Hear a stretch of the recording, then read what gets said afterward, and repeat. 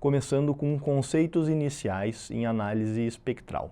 O sangue passa dentro do vaso e a forma como ele passa ali dentro vai alterar a nossa análise espectral, vai alterar o padrão de onda. Então a velocidade do sangue intraluminal ela é diretamente proporcional à pressão intracardíaca, mas inversamente proporcional à área de secção do vaso. Então é difícil para nós vasculares interpretarmos isso no início da carreira de ultrassonografia e muito mais fácil para um cardiologista, porque o padrão de onda que a gente vê lá no vaso sanguíneo da extremidade, ele não está associado exclusivamente à doença local da perna, como a nossa mente é treinada a pensar.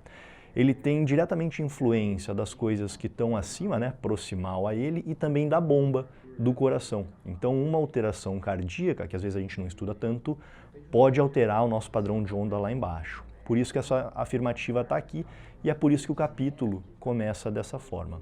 E é inversamente proporcional à área de secção do vaso. Então aqui eu gosto de relembrar um lance da tua infância que você já sabia desse conceito, que é quando você apertava a mangueira de jardim, colocava o dedo assim, apertava a mangueira de jardim e ela fazia um jato, né? Você conseguia acelerar a água que saía da mangueira apenas diminuindo a área de secção do vaso. Então é exatamente o que você faz aqui, ou o que uma estenose faz aqui. Então vamos lá. O fluxo de sangue ele é pulsátil, ele não é contínuo, e por isso que ele tem alteração direta com a sístole e diástole. Então tanto alterações estruturais do coração, de bomba, né, da musculatura do coração, como aquelas que estão relacionadas com sístole e diástole, por exemplo, problemas valvares do coração vão interferir no nosso padrão de onda em todas as partes do corpo.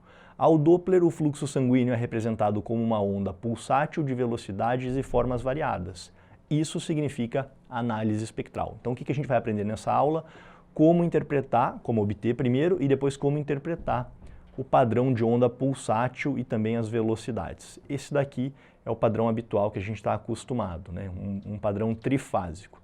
Não se preocupe ainda com essa nomenclatura, vou te explicar ela, mas isso aqui é o habitual. A gente tem uma sístole, uma grande contração do miocárdio, empurrando um volume de sangue de forma muito súbita, abrupta, e ejetando o sangue com alta velocidade, até que chega num pico, e aí no pico tem o relaxamento da musculatura do coração, o sangue desce, e aí tem a diástole, que é a segunda força muscular.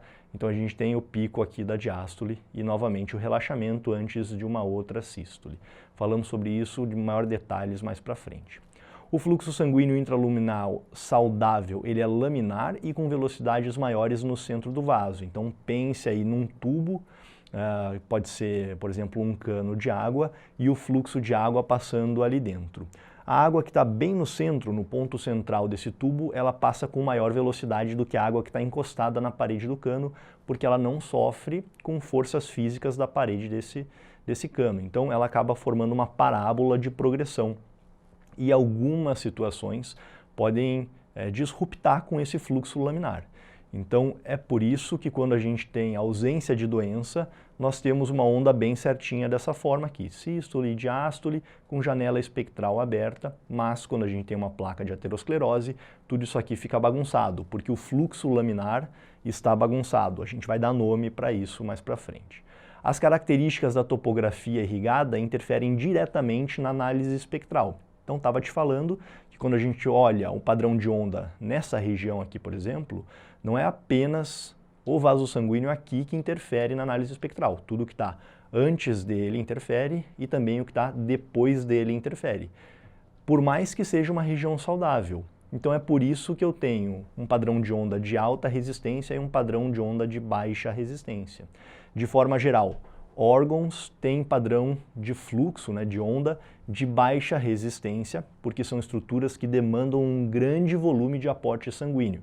Então, mesmo na diástole, eu não tenho uma inversão de fluxo na onda espectral. Tudo está acima da linha de base.